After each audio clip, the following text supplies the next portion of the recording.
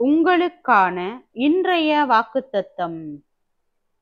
நீங்கள் அவருடைய ஆவியினாலே உள்ளான மனுஷனில் வல்லமையாய் பலப்படவும், விசுவாசத்தினாலே கிறிஸ்து உங்கள் இருதயங்களில் வாசமாயிருக்கவும், நீங்கள் அன்பிலே வேரூன்றி நிலை பெற்றவர்களாகி, சகல பரிசுத்தவான்களோடும் கூட கிறிஸ்துவினுடைய அன்பின் அகலமும் நீளமும் ஆழமும் உயரமும் இன்னதென்று உணர்ந்து, அறிவுக்கு எட்டாத அந்த அன்பை அறிந்து கொள்ள வல்லவர்களாகவும், தேவனுடைய சகல பரிபூரணத்தாலும் நிறையப்படவும், அவர் தமது மகிமையினுடைய ஐஸ்வர்யத்தின்படியே உங்களுக்கு அனுகிரகம் பண்ண வேண்டுமென்று வேண்டிக் கொள்ளுகிறேன்.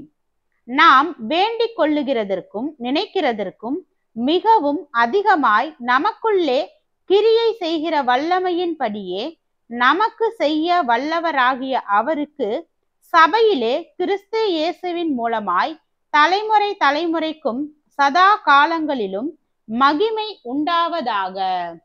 ஆமீன். எபேசியர் 3வது அதிகாரம் வசனம் 16 முதல் 21 வரை.